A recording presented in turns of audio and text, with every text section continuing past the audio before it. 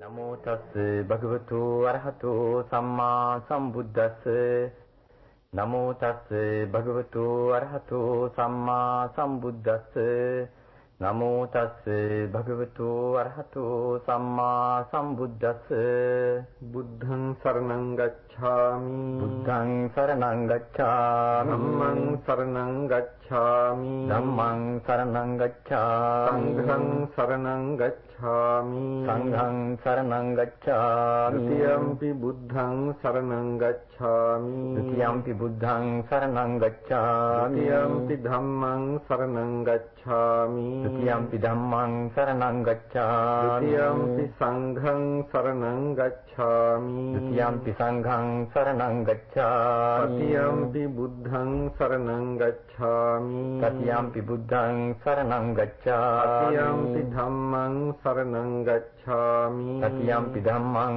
සරණං ගච්ඡාමි တတိယံ පි සංඝං සරණං ගච්ඡාමි တတိယံ පි සංඝං සරණං ගච්ඡාමි පාණාතිපාතා වේරමණී සික්ඛාපදං සමාදියාමි පාණාතිපාතා වේරමණී සික්ඛාපදං සමාදියාමි අදින්නාදාන වේරමණී සික්ඛාපදං සමාදියාමි අදින්නාදාන වේරමණී සික්ඛාපදං සමාදියාමි කාමේසු මිච්ඡාචාරා වේරමණී සික්ඛාපදං සමාදියාමි කාමේසු මිච්ඡාචාරා වේරමණී සික්ඛාපදං සමාදියාමි මුසාවාදා වේරමණී සික්ඛාපදං සමාදියාමි මුසාවාදා වේරමණී සික්ඛාපදං සමාදියාමි සුරාමේරය මජ්ජපමාදත්තානා වේරමණී සික්ඛාපදං සමාදියාමි සුරාමේරය මජ්ජපමාදත්තානා වේරමණී සික්ඛාපදං සමාදියාමි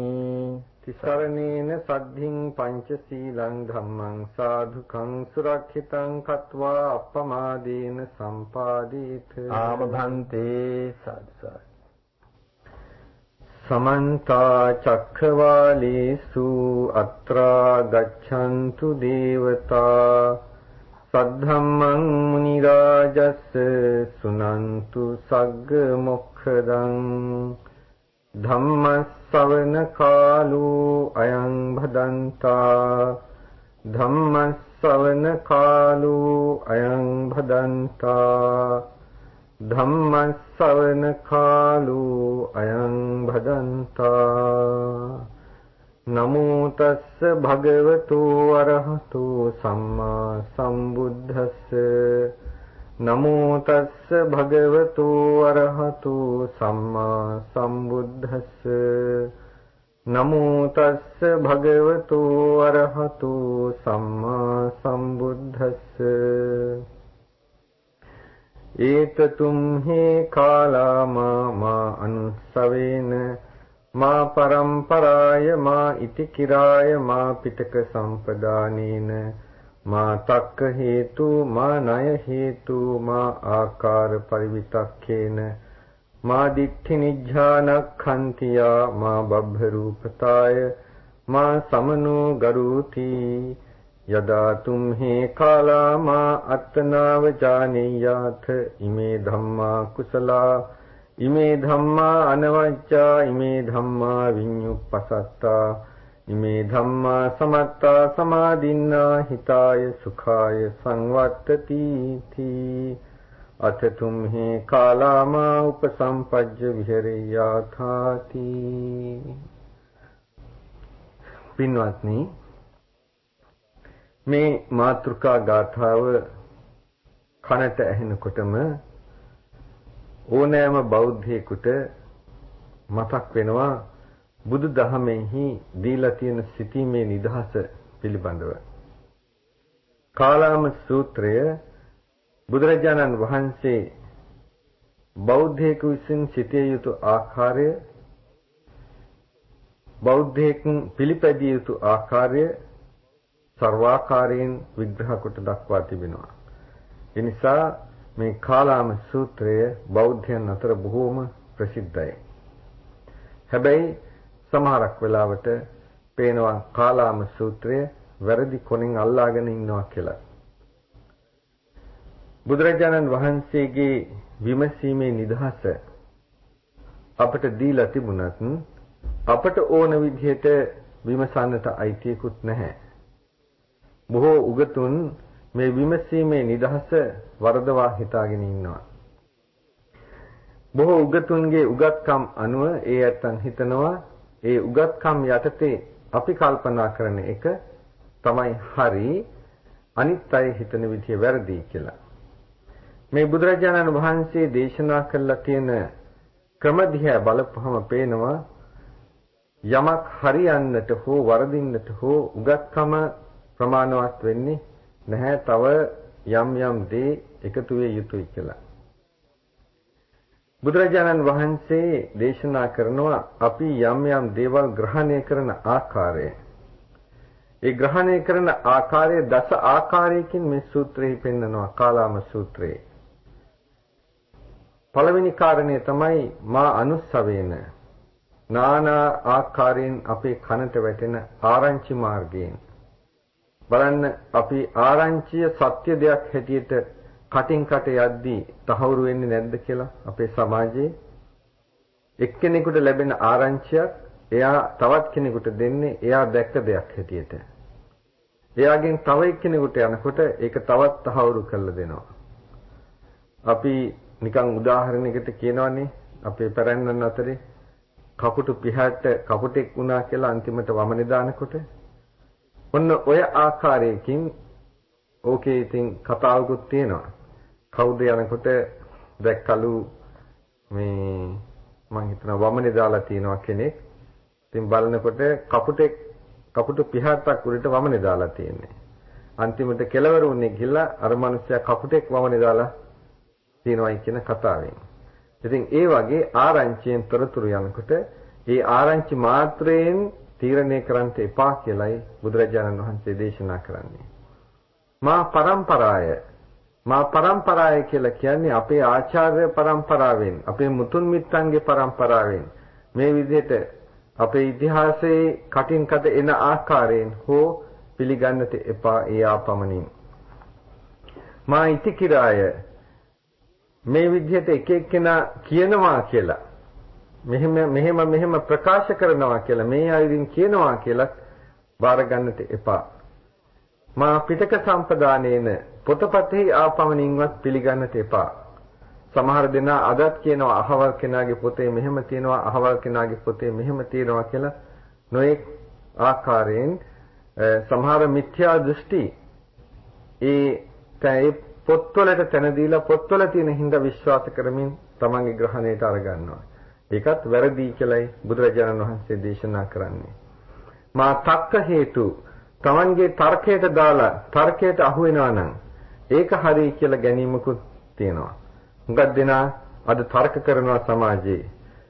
මේ තර්ක කිරීම බොහෝ විට උගතුන් අතර තියෙනවා. ඒ ඇත්තන් තර්ක කරනවා. පින්වත්නි අපි කලිනුත් වතාවක මතක් කරලා දීලා තියෙනවා. අද බොහෝ විට අපිට තියෙන ලොකුම පාඩුවක් තමයි උගතුන් විමසන්නේ නැතිවීම. උගතුන් විශේෂයෙන්ම ශාසනය සම්බන්ධ කාරණාවලදී Taman උගත් කියලා හිතාගෙන උගතුන් කීප දෙනෙක් අතර සාකච්ඡා කරලා ඒක තීරණයකට එනවා. නමුත් පින්වත්නි උගත් බවයි ප්‍රඥාවයි දෙක වෙනස්. උදාහරණයක් කියන්නම්. බුදුරජාණන් වහන්සේගේ සමයේහි හිටපු ප්‍රධාන දායකයා අනේපිඬු සිටුතුමා. අනේපිඬු සිටුතුමා අසනීප වුණා, මරණාසන්න වුණා. අනේපිඬු සිටුතුමා මරණාසන්න වූ අවස්ථාවේ සරියුත් හාමුදුරුවෝ ආවා අනේපිඬු සිටුතුමාව දකින්නට. සරියුත් හාමුදුරුවෝ එහිදී අනේපිඬු සිටුතුමාට පංචස්කන්ධ විභාගය පිළිබඳ අනුශාසනාවක් කළා. ඒ අනුශාසනාවෙන් පස්සේ අනේපිඬු සිටුතුමා අඬන්න පටන් ගත්තා. ඒතකොට සරියුත් හාමුදුරුවෝ අනේපිඬු සිටුතුමාගෙන් අහනවා ඇයි මේ පසුතැවෙන්නේ කියලා. අනේපිඬු සිටුතුමා කියනවා ස්වාමීනි මම පසුතැවෙනවා නෙමෙයි, මට කනගාටුයි. මා මෙතෙක් කාලයක් ඔබ වහන්සේ වැනි මහා උගත් හාමුදුරුවෝ ඔබ වහන්සේ වැනි උත්තමයන් වහන්සේලා මම ආශ්‍රය කළා. බුදුරජාණන් වහන්සේ මම ආශ්‍රය කළා. නමුත් මට මේ තරම් මිහිරි, මේ තරම් ගැඹුරු ධමයක් මේ කාලය තුල මට අසන්න ලැබුණේ නැහැ. ඔබ ඔබ වහන්සේලා එවැනි දහමක් මට දේශනා නොකිරීම ගැනයි මම මේ කනගාටු වෙන්නේ කියලා. එතකොට සරියුත් හාමුදුරුවෝ දේශනා කරනවා ගෘහපතිය ගම්භීර ධර්මය කාමභෝගී ගිහියන්ට එකෙල්ලේ දේශනා කරන්නේ නැහැ කියලා. මොකද ගැඹුරු ධර්ම දේශනා කරපුවාම පින්වත්නි මේ කාමභෝගී ගිහියා දෙලොවක් අතර අතරමං වෙනවා. ගිහියාට ඒ ජීවිතය සාර්ථක කරගන්න අවශ්‍ය හැම දෙයක්ම දේශනා කරලා තියෙනවා. එතනින් එහාට යන නැත්තම් ඒකට කැප වෙලා පේ වෙලා යනකොට ගම්භීර ධර්මයේ දැනගන්නත් පුළුවන්. තවත් සූත්‍ර තියෙනවා කාමභෝගී ගිහියන්ට මේ ධර්ම හරියට වටහා ගන්න බෑ කියන කාරණය. ඒ නිසා කාමභෝගී ගිහියන් ධර්මය අල්ලගෙන තර්ක කරද්දී පොඩ්ඩක් පරිස්සම් වෙන්න ඕනේ. ඒ ඇත්තන්ගේ නීවරණ ධර්මයන්ගෙන් මනස කිලුට වෙලා තියෙද්දී මේ නෛර්යානික වූ සද්ධර්මය සර්වාකාරයෙන් වටහා ගැනීමේ නුවණ ඒ ඇත්තන්ට නැහැ. ඒක නැහැ කියලා කෙලින්ම කියන්නට ඕනේ. එහෙම තියනවා නම් ඉතින් මේ පැවිදි වෙලා බණ භාවනා කරමින් මනස දියුණු කිරීමක් අවශ්‍ය වෙන්නේ නැහනේ. ඒ ධර්ම සර්වාකාරයෙන් වටහා ගන්නට නම් ඒකට කැප වෙලා පෙහෙ වෙලා තමන්ගේ ආධ්‍යාත්මික පසුබිම හදන්න ඕනේ. එවැනි කෙනෙකුටයි මේ ධර්මයේ වැටහීම ඇති වෙන්නේ. එහෙම හැමදිනාටම තියෙනවා නම් ඉතින් හාමුදුරුවෝ බණ කියන එකේ වැඩකුත් නැහැනේ. හාමුදුරුවෝ බණ කියන්නේ යම්කිසි ආකාරයක අපේ සදහවත් උපාසක උපාසිකාවන්ට යමක් කියලා දෙන්න ඕනේ කියන අදහසෙන්. ඒ නැත්තම් යහමඟට ගන්නට ඕනේ කියන අදහසෙන්. එහෙම ධර්මදේශනා කරද්දී ගිහියොත් හිතනවා නම් ඔක්කොම අපි හාමුදුරුවන්ට වැඩිය දන්නවා කියලා. ඉතින් එහෙනම් මේ ධර්මදේශනාවෙන් ඇති වැඩක් වෙන්නේ නැහැ. මේ පින්තුන් කෙරෙහි මේ බණ අහන පින්තුන් කෙරෙහි කරුණාවෙන් මෛත්‍රියෙන් බුදුරජාණන් වහන්සේගේ දේශනාව මේකයි මෙන්න මේ මගයි අප ගත යුත්තේ කියලා අනුශාසනා කරන්නේ තියෙන හිතවත් බව නිසා නැත්නම් අහිතවත් බව නිසාවත් දායකයන්ගේ දියුණුවට අකමැති නිසාවත් නෙමෙයි. පින්වත්නි ඊළඟ කාරණය මා ණය හේතු කියලා කියන තමන්ගේ තියෙන දරාගෙන ඉන්න න්‍යාය මතවාද අනුව පිළිගන්නට එපා. මා ආකාර පරිවිතක්කේන මෙන්න මෙහෙම ලස්සනට මේක ගැලපෙනවා ලස්සනට පේනවා ලස්සනට වැටහෙනවා කියලා ඒ ආකාර පරිවිතර්කයෙන් සුන්දරයි කියලා හිතාගෙන එහෙම ගන්නට එපා. මා දිට්ඨි නිජ්ජානක්ඛන්තිය තමාගේ කැමැත්තට තමන්ගේ අදහසට හරි යන බැවින් තමන්ගේ රුචියට හරි යන බැවින් එහෙමත් ගන්නට එපා. මා බබ්බ රූපතාය මේතනත්තා බොහොම මෙවැනි දෙයක් කියන සුදුසු පුද්ගලයෙක් වයෝ වෘද්ධ බව නිසා හෝ සමාජයේ පිළිගෙන තියෙන නිසා හෝ එහෙම කියපු පමණින්ම පිළිගන්නට එපා. පින්වත්නි මේකට උදාහරණයක් දෙන්නම්. එක අවස්ථාවක මේ හුඟා දෙන අපෙන් අහලා එවන දෙයක් ලියුම් වල පිටු සඳහන් කරලා පොත්පත්වල දක්වලා එවනවා. සමහර ස්වාමීන් වහන්සේලා කතරගම දෙයියෝ දැක්කයි කියන කාරණය පිළිබඳව. ඉතින් අපිත් ඊට පස්සේ ওই පොත කියුවා. එහෙම ඔය අපි අදහන කතරගම දෙයියෝ දැක්ක තැනක් ඒ පොතේ එහෙම සඳහන් වෙලා නෑ. හොඳට විමසීමෙන් කියවන්න බලන්න. කතරගම ගිය ස්වාමීන් වහන්සේලා දෙන්නම යම්කිසි පුද්ගලයෙක්ව දැකලා ඒ දෙවියෙක් වෙන්න ඇති කියන අදහස ඇති කරගෙන තියෙනවා. එයා කතරගමදී දැක්ක නිසා කතරගම දෙවියෙක් කියන එකයි අදහස් කරගෙන තියෙන්නේ. මොකද මේ පොතේ හොඳට පැහැදිලි කරනවා ඒ තැනත්තා දුඹුරු පාට රෙදි ඇඳගෙන හිස මුඩු කරලා හීන්දෑරි මූණක් තිබෙන සුද්දෙක් වගේ කෙනෙක් වගේ විග්‍රහයක් කරනවා. ඉතින් ඒ අන්තිමට කියනවා කපු මහත්තයෙක් වගේ කෙනෙක් මා දැක්කේ කියලා. ඉතින් මේක එතන හිටපු ඔක්කොමත් දැක්කලු. ඔක්කොමත් දැක්කනම් සමහරක් වෙලාවට අපිට තර්කයක් එනවා මේ දෙවියෙක්මද ඇත්ත වශයෙන්ම දැක්කේ නැත්නම් වෙනත් අద్භූත පුද්ගලයෙක් කවුරු හරි දැක්කද කියලා. නමුත් දැකලා නැහැ මූණු හයකගේ අද්දොලසකේ තියෙන කෙනෙක් එතෙන්දී. අපි කතරගම දෙයියෝයි කියලා හුඟක් දෙනා අදහස් කරගෙන ඉන්නේ මූණු හයකගේ අද්දොලසකේ තියෙන කෙනෙක් පිළිබඳව. නමුත් පින්වත්නි එතන ඒ හාමුදුරුවන් වහන්සේලා දැකලා තියෙනවා කියලා කියන්නේ ඊට හාත්පසින්ම වෙන දෙයක්. ඉතින් තවත් දෙයක් මතක් කරලා දෙන්නට ඕනේ. ඒකෙම සඳහන් කරනවා සායිබබාතුමා පිළිබඳව කියලා කියනවා ඇස්සනීප වුණ බවක් දක්වනවා. බලන්න එතන පොතේ හරියට කියවලා. ඒ හාමුදුරුවන් වහන්සේ කියලා තියෙන්නේ මම වෙද මහත්තුරු ගාවට ගියා. වෙද මහත්තුරු කිව්වා මේ ඒගොල්ලන් කරන්න පුළුවන් ඔක්කොම ප්‍රතිකර්මයන් කළා. ඒ වෙද මහත්තුරු කිව්වා මෙතනින් එහාට අපේ වෙදකම හරියන්නේ නැහැ. ඔබ වහන්සේ දැන් මේක ඉංග්‍රීසි වෛද්‍ය ක්‍රමයට ගිහිල්ලා ඔපරේෂන් කරගන්න ඕනේ කියලා. කවුද කියලා තියෙන ඉස්සෙල්ලා ඔපරේෂන් කරන්න ඕනේ කියලා වෙද මහත්තුරු. ඊට පස්සේ තවත් කියනවා ඉඳගෙන ඊට පස්සේ නක්ෂත්‍රකාරයෝ ගාවට ගියාය. අංජනම් මෙලි බලන පේන කාර්යෝ ගාවට ගියාය. ඒගොල්ලෝ කිව්වා ඔපරේෂන් කරන්න එපා. එතකොට S2 අන්ධ වෙයි කියලා. ඉතින් ඔය අතර සායි බබා ගාවට ගියාය. දායකෙක් එක්කගෙන ගියා කියලා. පින්වත්නි මෙහෙම පැහැදිලි දෙයක්. ඒ නෙවෙයි නායක හාමුදුරුවන් වහන්සේ කෙනෙක් යම් තැනකට එක්ක යනකොට කවුරුවක්වත් නිකන් මේ ගිහිල්ලා අහසින් කඩන් වටනවා වගේ යන තාලෙට තියලා ඉන්නට ලෑස්ති නැහැ. එහෙනම් එවැනි උතුම් කෙනෙක් යනකොට දන්නනවා මෙන්න අහවලා එනවා කියලා. අනිවාර්යයෙන්ම කිසි සැකයක් නැතුව දන්නනවා. දන්නනකොට ඉතින් හේතු විමසනකොට නිකම්ම දැනගන්නවා මෙන්න මෙහෙම කාරණයක් සඳහා එනවා කියලා. ඊට පස්සේ එතන දෙමළ මිනිස්සෙක් උදා වුණා කියලා කියනවා මේ පොතේ. ඒ දෙමළ මිනිසයා කිව්වලු දැන් සායි බබාතුමා මෙන්න මෙතෙන්ට එනවා. මෙතෙන්ට තමයි ඉස්සෙල්ලා එන්නේ. එතකොට ඔබට මේ දැක් ගන්න පුළුවන් කියලා. ඊට පස්සේ හරියට කිව්වා වගේ සායි බබාතුමා එතෙන්ට ආවය. ආපහම කිව්වයි හරිය S2 සනීප කරගන්නටයි S2 එහෙම අසනීපයක් තියෙනවා බය නැතුව කියලා ඔපරේෂන් කරගන්නට කියලා. ඉතින් ඕක කිව්වයි කියලා ખાસකමක් නෙමෙයි. මොකද අනිවාර්යයෙන්ම සැකයක් නෑ අතෙන්ට කල්ැතුව දන්නවා මේ හාමුදුරුවෝ යනකොට. මේ හාමුදුරුවෝ මෙහෙම එනවා කියලා. ඉතින් පින්වත්නි එවැනි නිකන් දැන් ඒකයි දේශනා කළේ බුදුරජාණන් වහන්සේ. බලන්න මේ දේශනා කරපු ක්‍රමවලට අනුව මෙහෙම වුණා කියලා තීරණය කරන්න එපා කියලා දේශනා කරනවා. මා බබ්බ රූපතාය මෙන්න මෙහෙම කෙනෙක් මේක පිළිගත යුතුයි මෙයා කියපු නිසා කියලා එහෙම කාරණයක් බුදුදහමේ බුදුරජාණන් වහන්සේ දේශනා කළා නෑ. මා සමනෝ ගරුති දැන් මෙහෙම පිළිගත යුතු ගරු කටයුතු ශ්‍රමණයන් වහන්සේ නමක් භික්ෂුන් වහන්සේ නමක් මේක කරනවා කියලා හරි මේක කියනවා කියලා හරි පිළිගන්නට එපා කියලා බුදුරජාණන් වහන්සේ දේශනා කරනවා. මේ ආකාරයෙන් දේශනා කළා මෙහෙම පිළිගන්න එපා කියලා දේශනා කරලා බුදුරජාණන් වහන්සේ ඒක පිළිගත යුතු ආකාරයක් පැහැදිලි කරනවා. යදා තුම්හි කාලාම අත්තනාව ජානේයාත කාලාමේනි ඔබ තමන් විසින්ම යම්කිසි අවස්ථාවක දැනගන්නවා නම් ඉමේ ධම්මා කුසල මෙන්න මේ ධර්මිය කුසල්ය ඉමේ ධම්මා අනවජ්ජා මෙන්න මේ ධර්මිය නැවරදිය ඉමේ ධම්මා විඤ්ඤුප්පසත්ත මෙන්න මේ ධර්මිය බුද්ධ ආදී ඥානවන්තයන් විසින් ප්‍රශංසා කළා කියනවාය.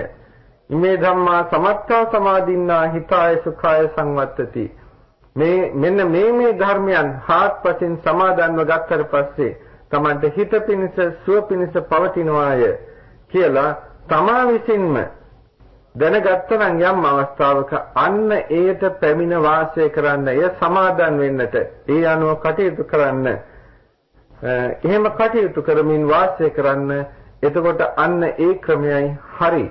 ඒකයි බුදුරජාණන් වහන්සේ දේශනා කරන්නේ. බලන්න කොහොමද දේශනා කරන්නේ? ඉමේ ධම්මා අකුසල ඉමේ ධම්මා කුසල මෙන්න මේ ධර්මිය කුසල් වශයෙන් දැනගන්න. කොහොමද මේ ධර්මිය කුසල් වශයෙන් දැනගන්නේ? පින්වත්නි ඒකත් අපිට ඕන විදිහට තීරණය කරන්න බෑ මේක කුසල්ය මේක අකුසල්ය කියලා. කුසල් අකුසල් තීරණය කරගන්න ආකාරයක් බුදුරජාණන් වහන්සේ දේශනා කළා තියෙනවා. බෞද්ධයන් වශයෙන් කුසල් අකුසල් තීරණය කරගන්නට ඕනේ හැම ආකාරයකින්ම බුදුරජාණන් වහන්සේ දේශනා කළ විදිය ගැන හිතලා බලලයි. බුදුරජාණන් වහන්සේ මෙහෙම දේශනා කරනවා. යම් භික්ඛවේ අලෝභ පකතං කම්මං අලෝභජං අලෝභ සමුදයං තං කම්මං කුසලං. මහණෙනි යමෙක් අලෝභය හේතු කොටගෙන අලෝභය නිසා කරන්නා වූ කර්මයක් තියෙනවා නම් අලෝභයෙන් පැන නගින්නා වූ කර්මයක් තියෙනවා නම් තං කම්මං කුසලං ඒ කර්මය කුසල තං කම්මං සුඛ විපාකං ඒ කර්මයයි සැප විපාක ගෙන දෙන්නේ. අලෝභ අද්වේෂ අමෝහ මේ කාරණා තුනම එනවා. ඒ කියන්නේ අලෝභ අද්වේෂ අමෝහ චේතනා හේතුවෙන් කර්ම කරනවා නම් ඒ කර්ම කරන තැනැත්තාට ඒ කර්ම නිසා කුසල් රැස් වෙනවා කියලා. ඒ කුසල් Tamanට හිතසුව පිණිස වෙනවා කියලායි බුදුරජාණන් වහන්සේ දේශනා කළේ. පින්වත්නි, දැන් බලන්න කර්ම. දැන් සමහර දෙනා කර්මය තීරණය කරනවා මෙන්න මේ විදිහට. කවුරු හරි කෙනෙක් හොඳ දෙයක් කරනවා.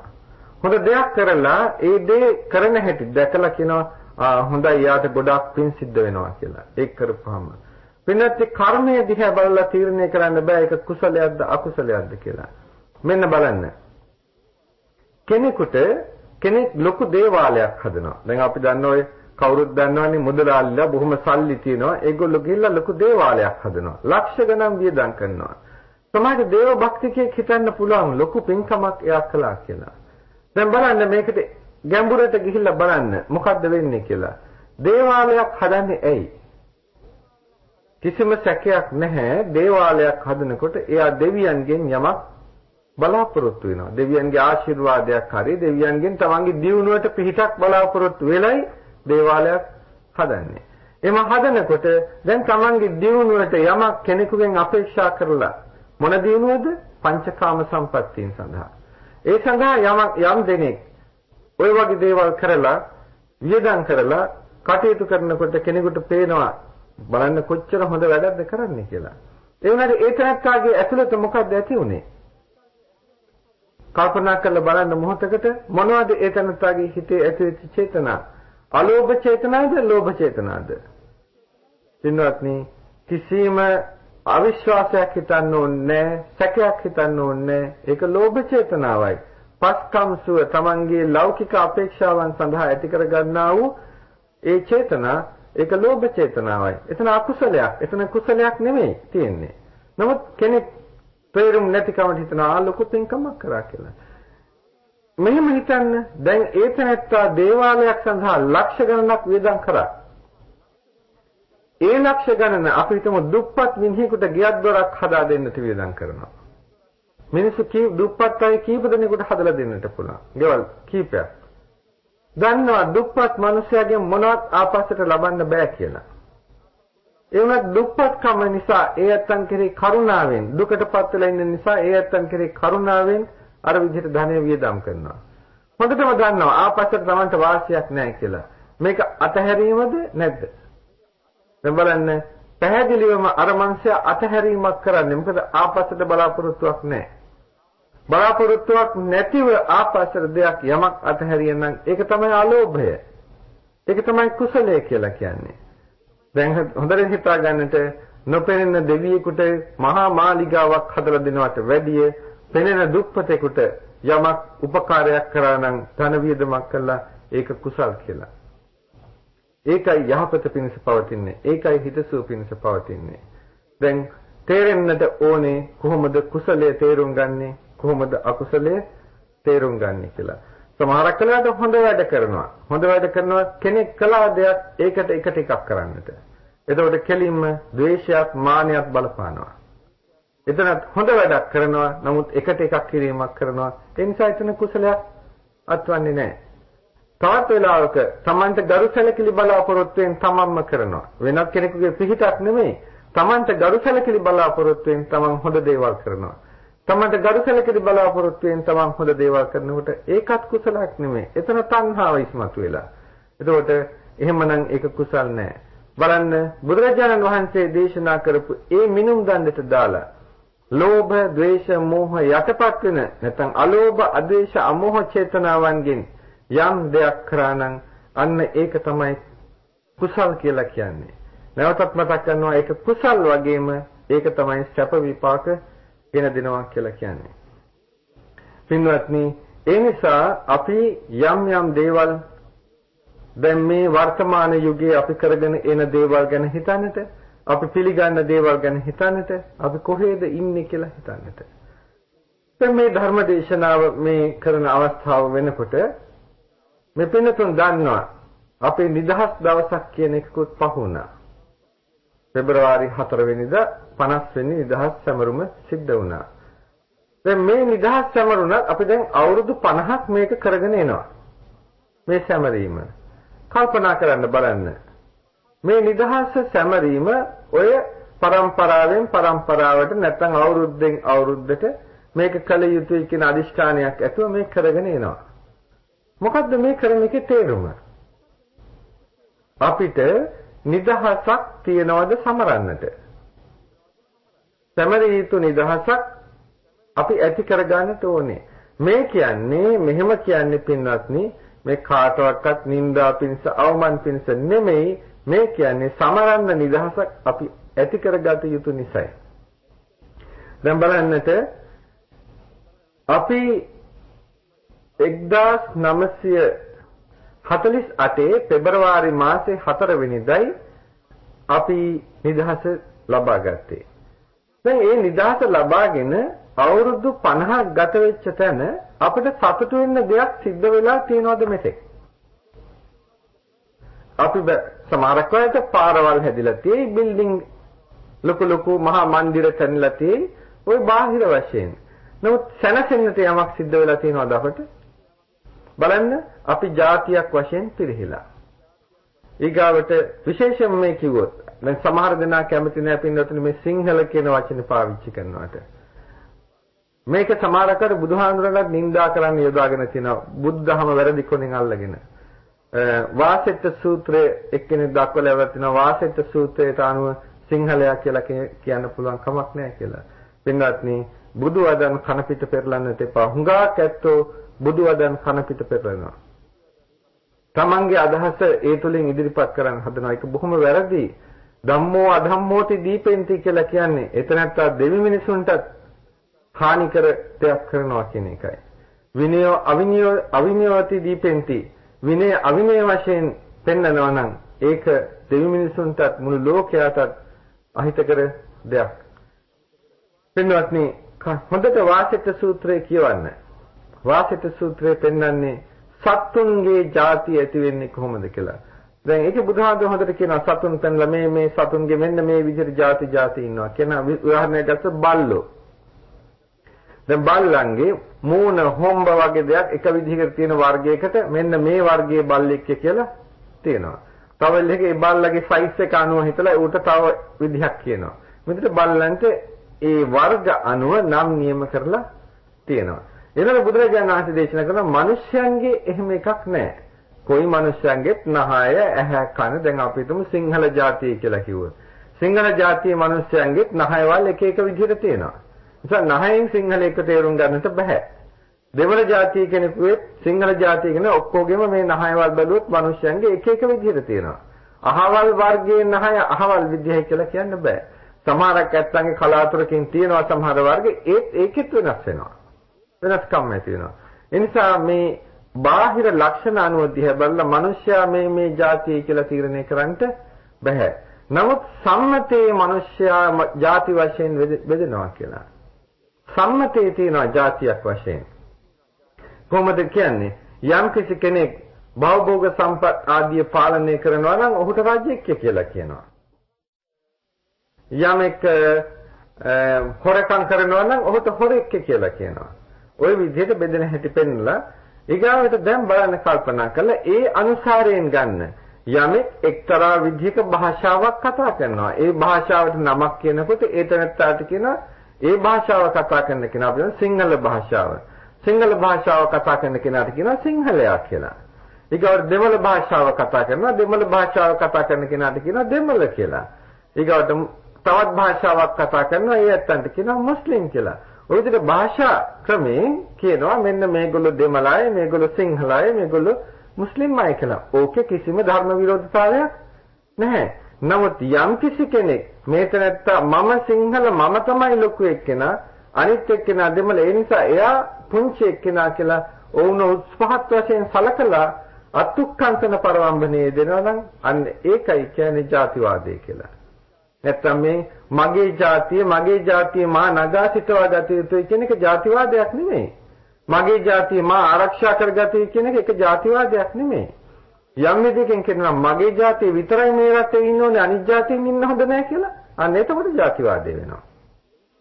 පින්වත්නි එනිසා ඔය කවුරුත් කියනවා පළියට නෙමෙයි ටිකක් විමසිල්ලෙන් බාර ගන්න ඕනේ. මොකද සමහරක් අහිංසක මිනිස්සු මේ වගේ වචන ප්‍රකාශ කරනකොට හුඟක් වෙලාවට මේ නොමග යනවා. දැන් යම් කෙනෙක් කියනවා නම් එහෙම හොඳ නෑ සිංහලෙක් සිංහල ජාතිකයෙක් කියලා කියන්නට බෞද්ධයෙක් බෞද්ධයෙක් කියලා කියන්නට හොඳ නෑ කියලා කියනවනම් පින්නොත් හරි පරිස්සමෙන් ඒ ඇත්තන් ආශ්‍රය කරන ජාතියට විපතක් කරන්න පුළුවන්.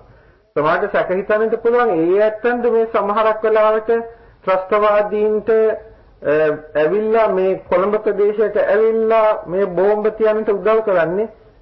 ඒ උදව් කරන බව හොඳටම පැහැදිලි.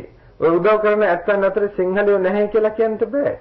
එහෙමනම් ඒ ඇත්තන් අතර පේන්නේ අපිට හිතන්න පුළුවන් අර වගේ එහෙම සිංහල ජාතියක් කියන එකක් නැහැ ආගමක් නැහැ කියන ඇත්තන් අතරින් වෙන්නට ඕනේ මේ වගේ දේවල් සිද්ධ වෙන්නේ. නිසා පින්නත්නි බුදුදහම වරද්දිකොනින් අල්ලගත්තොත් මහා විපතක්. බුදුරජාණන් වහන්සේ දේශනා කළ තියෙනවා පරමාර්ථ සත්‍ය සම්මුති සත්‍ය කියලා දෙයක්. පරමාර්ථ සත්‍ය නම් කවුරුවක්වත් නැහැ. මම මගේ කියලා ගන්න කෙනෙක් ඇත්තම නෑ පරමාර්ථ සත්‍ය. උපාදානස්කන්ධ පංචකයක් විතරයි. කොහොම බැලුවත්. නමුත් පරමාර්ථ සත්‍ය මේ ජීවිතය ගෙනියන්න බෑ. සම්මුති සත්‍යයට එන්නට ඕනේ ජීවිතය ගෙනියන්න. ඒ නිසායි සංයුත්ත නිකාය දේශනා කළේ කුසලෝ සංයුත්ත නිකාය දේශනා කරනවා කුසල වූ ඥානවන්ත තැනැත්තා විශේෂයෙන්ම රහතන් වහන්සේ ගැන කියන්නේ. ඒ රහතන් වහන්සේ ලෝකේ සමඤ්ඤං කුසලෝ විදිත්වා වෝහාර මත්තේන සෝ වෝහරෙය්‍ය.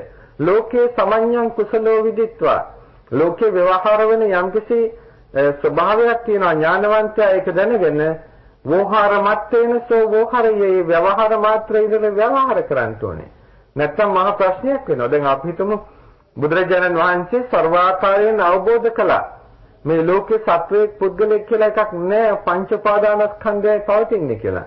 ඉතින් කතා කරන්න ගියොත් එහෙම ওই පංච උපාදානස්කන්ධය මෙහාට එන්න මේ පංච උපාදානස්කන්ධය මෙහාට එන්න කියලා කතා කරන්න ගියොත් එහෙම මේ බුදුහාඳුර අවබෝධ කළයි කියලා ඒක මහා ප්‍රශ්නයක් වෙනවානේ. ඒ නිසා කිව්වේ මම මගේ කියලා කතා කරනවා ව්‍යවහාර මාත්‍රේ පිහිටලා නමුත් ඒ රහතුන් ඒ ව්‍යවහාර මාත්‍රෙන් එහාට ගිහිල්ලා ඒගොල්ලන්ගේ අවබෝධය තියෙනවා. නමුත් ඒ රහතුන් ගැනයි කියන්නේ. එතනින් මෙහාට නැත්තම් ව්‍යවහාර මාත්‍රය කියන එක සලකන්නට ඕනේ. නැත්තම් ලෝකේ ජීවත් වෙන්නට බෑ. ඒකයි අර බුදුරජාණන් වහන්සේ දේශනා කළේ මේ ගම්භීර ධර්මය මේ සාමාන්‍ය කාමභෝගී ගිහියන්ට දේශනා කරන්නේ නැහැ කියලා. මොකද මේගොල්ලෝ වරද්ද ගන්නවා මේක. වරද්ද ගත්තාම සමාජයේ මහා අවුල් ඇති වෙනවා. පින්වත්නි අපි මේ ආකාරයෙන් බොහෝම විමසිලිමත්ව කටයුතු නොකරොත් අපේ මුළු රටම අඳුරේ අනිත්‍යතිනුත් අඳුරේ පින්වත්නි කිසි ආකාරයකින් අපි බලාපොරොත්තු වෙන්නේ නැහැ මේ රටේ ඉන්න සුළු ජාතීන්ට සුළු අඩුපාඩුකම් කරන්නට ඕනේ කියලා සුළුෙන්වත් අඩුපාඩුකම් කරන්නට ඕනේ කියලා අපි හැමතිස්සෙම කියන්නේ බලන්න අපේ රටේ සුළු ජාතීන් ලෝකයේ මොන රටේද බලන්නට මහා ජාතීන් දුර්වලයින් මහා ජාතිය දුර්වල වෙලා ඉන්නේ ලංකාව ඇරෙන්නට වෙන කොහෙද කියලා හිතන්නට. සුළු ජාතීන් ඒකෙන් අපි අදහස් කරන්නේ සුළු ජාතීන් පහලින් ඉන්නට ඕනේ කියලා. නෑ අපි අදහස් කරන්නේ මේ රටේ ඉන්න සුළු ජාතීන්වත් දියුණු වෙන්නට ඕනේ. මේ රටේ ඉන්න මහ ජාතියක් දියුණු වෙන්නට ඕනේ. අපි මේ ප්‍රධාන ජාතීන් වශයෙන් ගත්තොත් දෙමළ ජාතිය ඉන්නවා, මුස්ලිම් ජාතිය ඉන්නවා, සිංහල ජාතිය ඉන්නවා. දෙමළ ජාතියත් උත්සාහයෙන් වීර්යයෙන් වැඩ කරනවා ඒ ඇත්තොත් දියුණු වෙනවා. මුස්ලිම් ජාතියත් ඉන්නවා උත්සාහයෙන් වීර්යයෙන් වැඩ කරනවා ඒ ඇත්තොත් දියුණු වෙනවා. සිංහල ජාතියත් ඉන්නවා සිංහල ඇත්තොත් උත්සාහයෙන් වීර්යයෙන් කල්පනාකාරීව වැඩ කරනවා ඒ ඇත්තොත් ජීවත් වෙනවා. ඒ විදිහට ඒ ඇත්තන් දියුණු වෙනවා. එතකොට අපේ රට සර්ව සම්පූර්ණ රටක් නෙමෙයිද? අපේ රට සමෘද්ධිමත් රටක් නෙමෙයිද? එතකොට අදහස් කරන්නේ එක ජාතියක්වත් පහත් වෙලා ඉන්න ඕනේ කියලා. ජාති ඔක්කොම හොඳට උසින් දියුණු වෙලා ඉන්නට ඕනේ. ආධ්‍යාත්මික වශයෙන් උත් බාහිර වශයෙන් උත් දෙපැත්තෙම දියුණු වෙලා ඉන්නට ඕනේ. එක පැත්තකින් පමණක් නෙමෙයි. නමුත් අපි ගොඩක් වෙලාවට අපට පේන්නේ අපි බාහිර දියුණුව ඔස්සේ යනවා ආධ්‍යාත්මික දියුණුව ගැන පසෙක දාලා. කවදාවත් පින්නත් නේ බාහිර දියුණුව ඔස්සේ පමණක් සාගෙන ගියොත් බාහිර දියුණුව ඇති කරගන්න පුළුවන් වෙයි මොන ආකාරයකින් හරි. නමුත් එසේ මොන ආකාරයකින් හරි බාහිර දියුණුව ගැන හිතාගෙන යන්නට ගිහිල්ලා ආධ්‍යාත්මික දියුණුව කඩාගෙන වැටුනොත් කාටද අපි දියුණුව ඇති කරන්නේ කියලා ප්‍රශ්නයක් එනවා. ආධ්‍යාත්මික ගුණවගාවක් නැති මිනිසයා තිරිසනේ. ආධ්‍යාත්මික ගුණවගාවක් නැති මිනිසයා රකුසේ. ආධ්‍යාත්මික ගුණවගාවක් නැති තැනැත්තා මහා නීචයෙක්. එතකොට අපි බාහිර දියුණුව ඔක්කොම ඇති කරන්නේ මේ වගේ පිරිසකටද? නිසා බාහිර දියුණුව ඇති කරනකොට අපි හිතන්නට ඕනේ කාටද අපි මේ දියුණුව ඇති කරන්නේ කියලා. ඒ නිසායි පින්වත්නි බුදුරජාණන් වහන්සේ දේශනා කළේ සීලේනානුපේකස්ස සුතේනත්තෝ නවිජ්ජති උගත්කමින් ඇති වැඩක් නැහැ හැදිච්ච කමක් නැත්තම් කියලා. හැදිච්ච කමක් නැත්නම් උගත්කමේ අර්ථයක් පැනවෙන්නේ නැහැ කියලා බුදුරජාණන් වහන්සේ දේශනා කළේ නිකම්ම නෙමෙයි. දැනගන්නට බුදුරජාණන් වහන්සේ එදා බෝධිධර්ම මූලයේදී බුද්ධත්වයට පත් වුණා.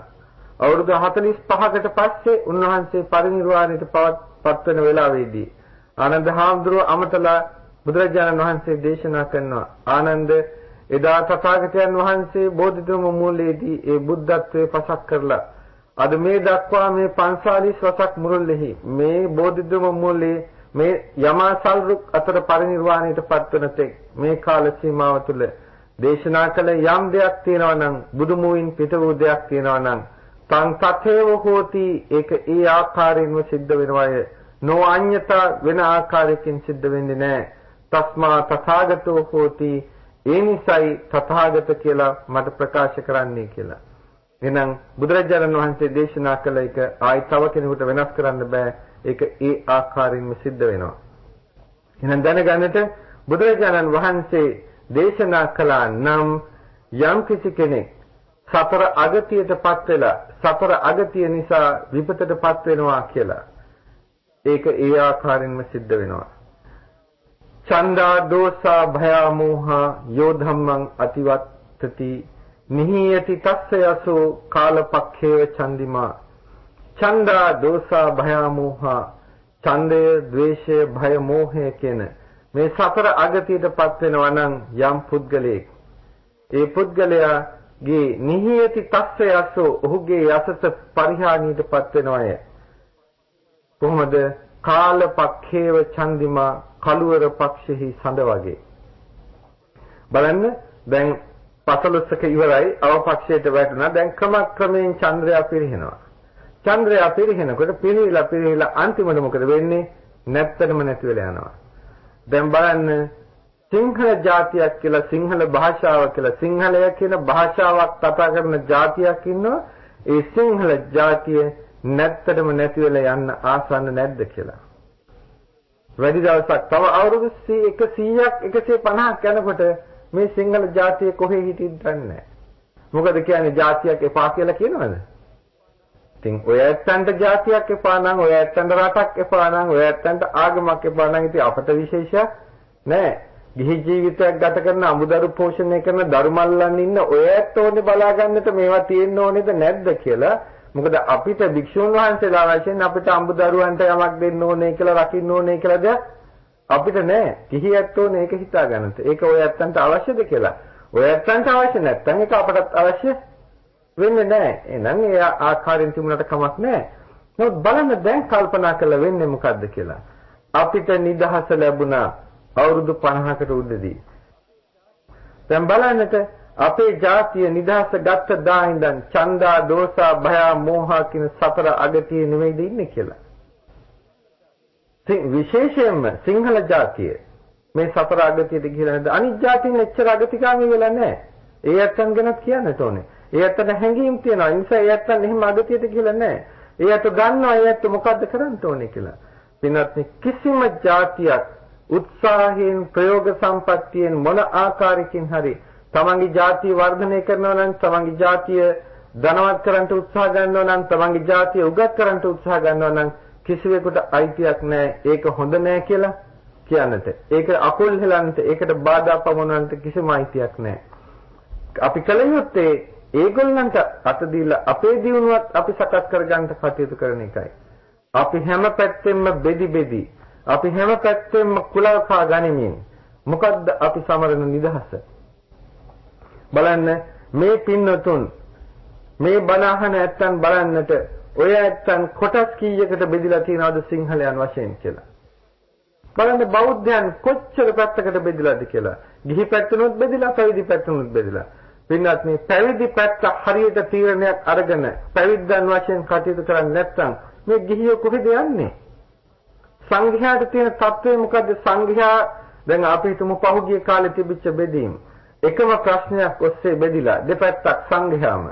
ඒතර මේ සංඝයා මේ උගත් ඇත්තෝ මේ එකම පැත්තේ ප්‍රශ්නෙට උත්තර දෙකක් තියෙන්න බෑ. උත්තර එකයි තියෙන්න ඕනේ.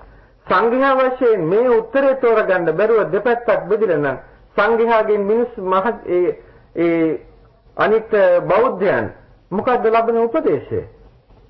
තින්සා සංඝයා මීට වැඩිය සැලකිලිමත් විය යුතුයි අපේ රටේ. සංඝයා එහෙම බෙදෙන්න හේතුවක් නැහැ. සංඝයා කියනත් මහා උතුම් පිරිසක්. සංඝයා එහෙම බෙදෙන්න බෑ පාටට. පාට තිබිච්චාවේ, පක්ෂ තිබිච්චාවේ. නමුත් ජනතාවටවත් සංඝයාටවත් එහෙම පක්ෂවලට බෙදෙන්න අවශ්‍යතාවයක් ඇත්තේ නැහැ. මොකද පක්ෂවලට බෙදුනොත් වෙන්නේ ඡන්දේ නගතියට යනවා. මේ බණ අහන මේ පින්නතුන් හිතලා බලන්න. තව මාසෙකින් මැතිවරණයක් තිබ්බොත්, තව සුමානකින් මැතිවරණයක් තිබ්බොත්, ඔයයන් දැන් තීරණය කළා නැද්ද මං අහවල් පක්ෂයටයි ඡන්ද දෙන්නේ කියලා?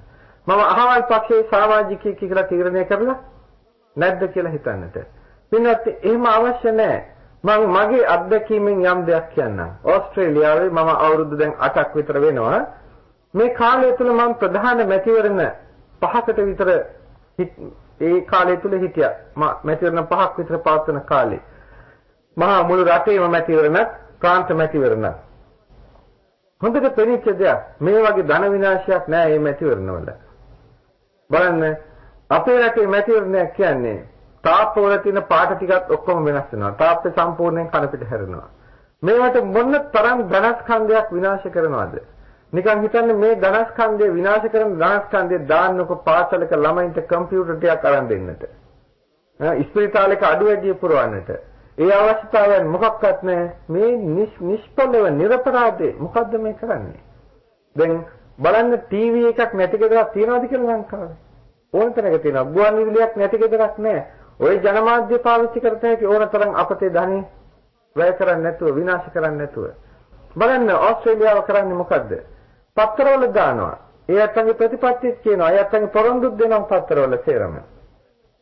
ඊට පස්සේ මැතිවරණේ කිට්ටු වෙනකොට ඒ අතංගේ ඒ ඡන්දේ ඉල්ලන අපේක්ෂකයන්ගේ වගතුග ඔක්කොම ඒගොල්ලෝ කරන්න හදන්නේ මොනවද? ඒගොල්ලෝ කරපුව මොනවද කියලා ගෙදරට එවනවා වෙනම පත්‍රිකාවක්. තමන් මේකට සුදුසු බව මෙන්න මේ නිසා මම මේකට සුදුසුයි කියලා. ඉතින් ওই පත්‍රිකාත් මිනිස්සු තරම් ගණන් ගන්නේ නැහැ. ඒවත් තියෙනවා. සමහරු කියනවා, සමහරු කියවන්නේ.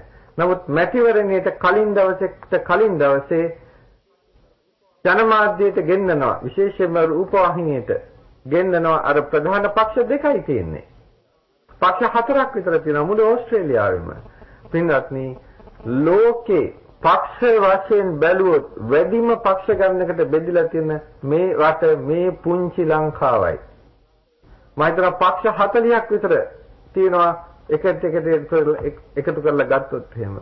පින්වත්නි හපංකමක් කියලාද හිතන්නේ? නෑ, අවශ්‍ය නෑ මෙහෙම බෙදෙන්නට. දැන් බලන්න ඒ රටවල ප්‍රධාන පක්ෂ දෙකේ නායකයෝ ගේන්නේ මේ පැත්ත නැත්තම් මේ පැත්ත ඉන්නේ කියලා දන්නවා. ගෙන්නලා ඒගොල්ලෝ මෙතෙක් කල් දීපු පොරොන්දු දානවා ඉස්සරහට. දාලා යතෙන් අහනවා කොහොමද මේ පොරොන්දු ඉෂ්ට කරන්නේ කියලා. එතකොට අර ඒක ඒ කරන කටයුත්ත දියත් කරන කෙනත් එයා ප්‍රශ්න අහනවා. ඒකම අර දෙන්න ප්‍රශ්න කරගන්නවා. වාද කරගන්නවා. ඒ අතර පැය භාගයකට සැරයක් විතර මහජනයාට දෙනවා සම්බන්ධ වෙන්නට. කොහොමද ඒ ඇත්තන්ගේ අදහස් කියලා බලන්න. දැන් මේ වාදෙදි මේ අදහස් ප්‍රකාශ කිරීමේදී මහජනයාගේ අදහස වෙනස් වෙනවා. එතෙන්දිම පේනවා එක වෙලාවක දිනන කෙනා තව කෙනාවක පෙරදිලා. ඒ කියන්නේ මිනිස්සු වරින් වර පේනවා ඒ ඇත්තන්ගේ අදහස් වෙනස් කරනවා මේ ඉදිරිපත් කරන කාරණා අනුව.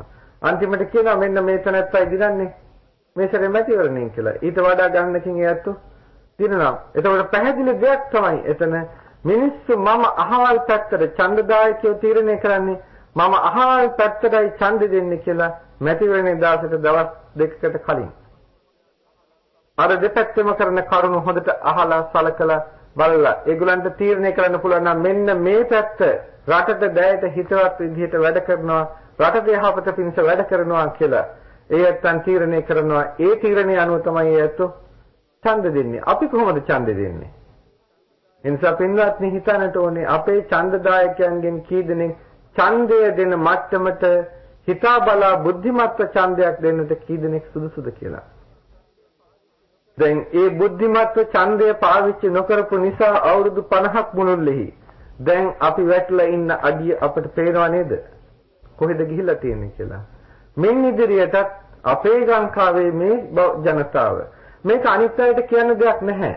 දෙමළ අයට කියන දෙයක් නැහැ මේක මුස්ලිම් අයට කියන දෙයක් නැහැ. ඒගොල්ලෝ ඒ හරි දේ කරනවා. 아무තෙන් කියන දෙයක් නැහැ. එතකොට මේක නොකරන්නේ අපේ අය. මං කියන්නේ ඒගොල්ලන්ගේ 100%ක්ම කරනවා කියලා නෙමෙයි. නමුත් ඒගොල්ලන්ගේ ಜಾති වශයෙන් ගත්තොත් වැඩි හරියක් ඒ හරි දේ කරනවා. ඒ ඇත්තන්ගේ තමන්ගේ ජාතික මමත්වයක් තියෙනවා. ඒ ඇත්තන්ට කිසිම දෙමළ මිනිස්සෙක් කියනවාද මම දෙමළ කෙනෙක් නෙමෙයි කියලා. කිසිම මුස්ලිම් මිනිස්සෙක් කියනවාද මම මුස්ලිම් කෙනෙක් නෙමෙයි කියලා. නමුත් සිංහල මිනිස්සු සමහර දෙනා කියන මම සිංහලෙක් කියලා කියන්න හොඳ නෑ කියලා. මොකද්ද පින්වත්නි මේ කතාවේ තේරුම? ලෝකේ කවුද කියන්නේ එහෙම? ඒ නිසා අපි හිතන්නේ එහෙම තර්ක කරන එකම ජාතිවාදයේ ඇති කිරීමක්. එහෙම තර්ක කරන එකම. ඒ තර්ක කිරීම එහෙම සුදුසු නෑ. බුදුරජාණන් වහන්සේගේ දේශනා කළ මාර්ගය පැහැදිලිව තියෙනවා. ඒ බුදුමග බොහෝම පැහැදිලිව තියෙනවා. ඒ බුදුමග යන්නට අදිෂ්ඨාන කරගන්නට ඡන්දයෙන් අගතියට යන්න එපා. බලන්න අපි ගන්නවා නම් මම මේ පක්ෂෙමයි මේ පක්ෂෙටම ඡන්දෙ දෙන්නේ මම කියලා. එතකොට මං ඡන්දයෙන් අගතියට ගියා. මම මේ පැත්තට ඡන්දයෙන් අගතියට යනකොට මං අනිත් පක්ෂ කෙරෙහි ද්වේෂය තියෙනවා. එතකොට මම ද්වේෂයෙන් අගතියට ගියා. එතකොට ඊගාවට හැමතිස්සෙම එනවා මගේ අනිත් පැත්ත මගේ විරුද්ධවාදියා බලයට එවිදෝ කියලා. එතකොට බය හැමතිස්සෙම තියෙනවා. මේ ඔක්කොම මෝහය නිසා. බලන්න අපි මේ ආපු ගමන මේ විදිහට සතර අගතියෙන් අගතිගාමීව නෙමෙයිද මේ එන්නේ කියලා. සතර අගතියෙන් අගතියටපත් වුණොත් දැන් බලන්න જાතියක් වශයෙන් අපි තවදුරටත් ඉදිරියට යාවිද කියලා. නිසා පින්වත්නි හිතන්නට අපේ මේ නිදහස අපි සමරන්නේ ඇයි? කාරණා දෙකක් තියෙනවා. මට පේන විදිහට නම් මේ කාරණා දෙක මා කියන්නේ මෙහෙමයි. මේ කාරණා දෙක තියෙන්නේ දැන් අපි මේට අවුරුදු 50කට ඉස්සෙල්ලා නිදහසක් ලැබුවා. පරාදීන જાතියක් වශයෙන් ඉඳලා. අපි මේ පරාදීනත්වය අද සිහි කරනවාද අවුරුදු 50කට පස්සේ උත්සවාකාරයෙන්? එහෙම නැත්නම් මේ අවුරුදු 50 ඇතුළත අපි පරිහානියටපත් වෙලා තියෙනවා. ජාතික වශයෙන්, ආගමික වශයෙන්, සංස්කෘතික වශයෙන්, සදාචාර වශයෙන් හැම අංශයකින්ම අපි පිරිහිලා තියෙන්නේ. පහතට වැටලා තියෙන්නේ. අපි ඊටාම උත්සවාකාරයෙන් ඒ අපේ පරිහානියද සිහි කරන්නේ. මේ දෙකම සිහි කළ යුතු නෑ අපි. එහෙනම් අපි තවදුරටත් මේ නිදහස සමරනවාද?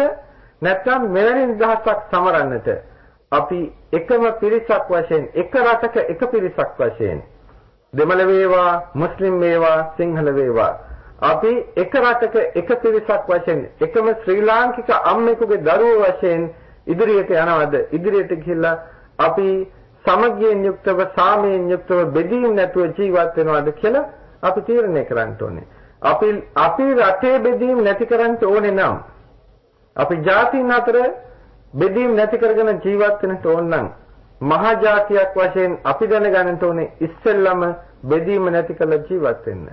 පින්වත්නි කාලයක් තිස්සේ අපේ නායකයන්ට කිසිම උවමනාවක් වෙලා නැහැ අපේ මේ ජාතිය එකතු කරන්න ඕනේ ඒක රාශී කරන්න ඕනේ කියන ඒ අවශ්‍යතාවය. අදවත් මේ මොහොතේවත් අපි හිතනවා මේ අවස්ථාවේදී මේ පාලනය කරන මේ රට පාලනය කරන රජයටවත් මේ වර්තමාන රජයටවත් ඒ අවශ්‍යතාවය ඇති කර ගන්නට සම්‍යක් දෘෂ්ටිය පහළ වේවා කියලා. පින්වත් නැත්තම් වෙන්නේ මොකද්ද?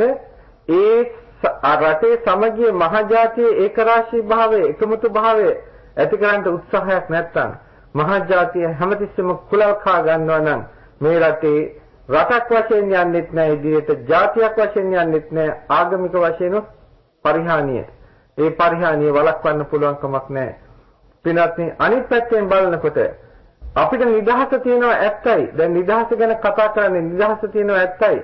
ඒත් නිදහස පින්වත්නි අපිට ඕන විදිහට පාවිච්චි කරන්න බෑ. දැන් ආගමික පැත්තෙන් ගත්තොත් මේ නිදහස කොච්චර වැරදි විදිහට පාවිච්චි කරනවාද කියලා හිතන්නට. සමහර කර හිතාගෙන ඉන්නවා මේ අපි බුද්ධ ආගමේ කියලා අපිට ඕන දෙයක් ගේන්නට පුළුවන් කියලා. පින්වත්නි බුද්ධ ආගමේ කියලා අපිට ඕන දෙයක් ගේන්නට බෑ. මේ රට පාලනය කරන රජය බුද්ධ ආගමට යම් කිසි තැනක් දෙනවා කියලා කියනවා නම් මේ රටේ තියෙන බුදුදහම විශේෂයෙන්ම තේරවාදී බුදුදහම ලෝකයේ පිළිගත්තේ බෞද්ධ රට මේ ශ්‍රී ලංකාව ථේරවාදී බෞද්ධ රාජ්‍යයක් හැටියටයි. මේ ථේරවාදී බුදුදහම ආරක්ෂා කර ගැනීමේ වගකීම රජයක් සතුයි. මොකද ඒකෙන් අපි කියන්නේ මහායාන බුදුදහම ගැන අපි කතා කරන්නේ නැහැ. මහායාන රටවල එහෙම තීච්ඡාවේ. නමුත් මහායාන බුද්ධාගම මේ රටට අවශ්‍ය වෙන්නට නම් ථේරවාද බුදුදහම සුදුසු නැති වෙන්නට ඕනේ. නමුත් මහායාන රටවල පිළිගන්නවා ථේරවාදයේ හරි ථේරවාදයේ සුදුසුයි කියලා. නිර්මල බුදුසමයේ ථේරවාදයේ තියෙන කියලා. ථේරවාදී රටක ථේරවාදී බුදුසමය මෙසේ තියෙනවා නම් මහායානය තවදුරටත් මෙහාට අවශ්‍ය වෙන්නේ නැහැ. මොකද හේතුව මහායානය කියලා කියන්නේ යුගයෙන් යුගයට වෙනස් වෙවි යන ප්‍රතිපදාවක් තියෙන ධර්මයක්. ඒව තමයි මහායානය සකස් වුනේ. ථේරවාදී කියලා කියන්නේ එදා මහතෙරුන් වහන්සේලාගෙන් ආරම්භ වෙච්ච ඒ දේ තවමත් නිරුපද්‍රිතව එනවා පරම්පරාවෙන් පරම්පරාවට වෙනස් නොවි එනවා. ඒ නිසායි මේක පිරිසිදු ථේරවාද ධර්මයක් කියලා කියන්නේ. මේ ධර්ම අපිරිසුදුයි කියලා කාටවත් කියන්න බෑ. බුදුරජාණන් වහන්සේ දේශනා කරපු මාර්ගය මේ ධර්ම හොඳට පැහැදිලිව තියෙනවා. එහෙනම් තියෙන ථේරවාද ධර්ම හරියට ජීවිතයට සම්බන්ධ කරගෙන මිත්‍යා දෘෂ්ටි වලින් ඈත් වෙලා ඒ ධර්ම ජීවිතේට නම් ක්‍රියාත්මක කරන්නට ඒ ක්‍රියාත්මක කළාට පස්සේ ඒ ක්‍රියාත්මක භාවය තුළින් තමාට ඒකාන්තයෙන්ම සැනසෙල්ල ලබන්න පුළුවන්. පින්වත්නි ආර්ය අෂ්ටාංගික මාර්ගය කියලා එකක් තියෙනවා. ආර්ය අෂ්ටාංගික මාර්ගයේ මහායානයත් පිළිගන්නවා. ආර්ය අෂ්ටාංගික මාර්ගයේ ථේරවාදයත් පිළිගන්නවා. නමුත් ආර්ය අෂ්ටාංගික මාර්ගයේ ප්‍රතිපදාව මේ ජීවිත කාලයේදී යන්නේ ථේරවාදයේ විතරයි. මහායානයේ එහෙම යමක් නැහැ. මොකද මහායානය කියන්නේ මේ මාර්ගය පිළිපැදලා නිවන් දකින්නට යන ආගමක් නෙමෙයි. මහායානය කියලා කියන්නේ සූත්‍ර ඔය පුණ්ඩරීක සූත්‍ර ආදී සූත්‍ර සජ්ජායනා කළා ඒ තුලින් දිව්‍ය ලෝකයට ගිහිල්ලා සුඛාවතියට ගිහිල්ලා සුඛාවතියේදී බුදු කෙනෙක් ලෝකයට පහළ වෙනකොට ඒ බුදුරජාණන් වහන්සේගෙන් බණ අහලා රහත් වෙන්නට ඕනේ. නැත්නම් සුඛාවතියෙන් ඇවිල්ලා බුදු වෙන්නට ඕනේ. ওই ක්‍රමයයි මහායානයේ තියෙන්නේ. ඒ කියන්නේ මාර්ගය පිළිපැදලා නිවන් දකින්න නෙමෙයි අර විදිහට එන්නට. ඉතින් එහෙමනම් ඒ මාර්ගය පිළිපැදීමද ශ්‍රේෂ්ඨ වෙන්නේ සුඛාවතියට ගිහිල්ලා එතනින් එන තීරණයක් ගන්නට ඕනේ. අපට අවශ්‍ය මේ ජීවිතයේ ක්‍රියාත්මක වන බුදුදහමක් මිසක් සුඛාවතියෙන් ක්‍රියාත්මක වන බුදුදහමක් නෙමෙයි.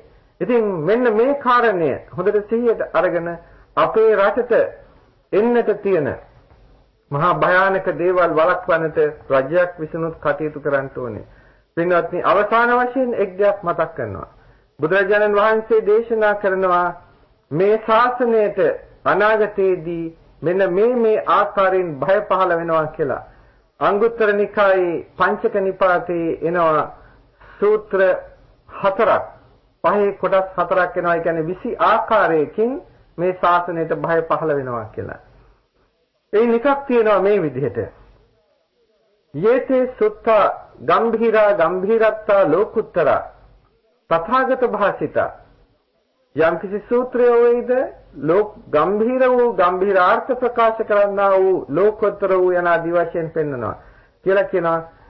ඉමේ තේසු වඤ්ඤමානේසු මේ තථාගත ධර්මයේ දේශනා කරන කල්හි ශ්‍රාවකයෝ නසුසුසන්ති මේ ධර්මය අහන්නේ නැහැ. මේකට කන් යොමු කරන්නේ නැහැ. නසෝතං ඕදහිස්සන්ති මේකට කන් යොමු කරන්නේ නැහැ. නමුත් මේක ඉගෙන ගන්න උත්සාහ ගන්නෙත් නැහැ. මේක තමන්ගේ ජීවිතයට සම්බන්ධ කරගන්න ඕනේ කියලා හිතන්නේත් නැහැ. මේ තථාගත ධර්ම. ඒ වුණත් යේතේ ධම්මා කවි කතා කාවෙය්‍ය යම්කිසි ධර්මය යම්කිසි සූත්‍රය කවි කතා කවියන් විසින් කරන ලද කාව්‍යමය වූ මිහිරි කොට ගායනා කරන්නා වූ වාදනය කරන්නා වූ අක්ෂර සහිත ව්‍යංජන සහිත මේ යේතේ ධම්මා ඒ ධර්මිය ගැන ප්‍රකාශ කරනවා. ඒවා බාහිර ශාසනිකා මේ බුද්ධ ශාසනයෙන් බාහිර වූ කාව්‍යමය වූ කවියන් විසින් ගොතන ලද මේ දේවල් මේවා කියනකොට තේසු භඤ්ඤමානේසු මේ ධර්මයන් දේශනා කරන කල්හි සුසුසන්ති ඒවා අහන්නට කන් නැඹුරු අහනවය. සෝතං ඕදහිස්සන්ති කන් නැඹුරු කරනවය ඒවා අහන්නට. ඒවා ඉගෙන ගන්නට ඒවා නැවත නැවත ප්‍රකාශ කරන්නට ඒවා පුරුදු කරන්නට මහන්සි ගන්නවය. පින්වත්නි බලන්න අද ওই ශාසනික විපත එදා බුදුහාමුදුරු කියපු ඇවිල්ලා නැද්ද කියලා. අද අපේ බෞද්ධ ශ්‍රාවකයන් නේද මේ භජන් කියලා ගායනාවලට යන්නේ. භජන් ගායනා මේ ශාසනික දේවල්ද? නැහැ. බාහිර ශාසනවල දේවල් මේ ගායනා කරන්න යන්නේ. බුදුරජාණන් වහන්සේ අවුරුදු 2500කට ඉස්සෙල්ලා එහෙනම් මේ தત્ත්වය අද தત્ත්වය දැකලායි කිව්වේ මේ අනාගතයේ මහණෙනි මේ භයක් එනවා. මේ භය නැති කරන්නට උත්සාහ ගන්නට කියලා. ඒ අනුව කටයුතු කරමින් අගුණ දුර්වලකම් දුරු කරගන්නට ගුණධර්ම වඩා සිටවා ගන්නට හැම දිනාටම මේ උතුම් තෙරුවන්ගේ අනන්ත ගුණානුභාවයෙන් ලබන වසරේ නිදහස් දිනය සමරන කොටවත් තනසිල්ල නිදහස සමරන්නට අවස්ථාව සැලසේවා කියලා ඊටාම කරුණාවෙන් මෛත්‍රියෙන් ආශිර්වාද කළා සෙත් පතනවා. ආකාසට්ඨා ජිබුම්මට්ඨා දීවානාගා මහිද්దికා පුඤ්ඤන්තං අනුමෝදිත්වා චිරන් රක්ඛන්තු ත්වං සදා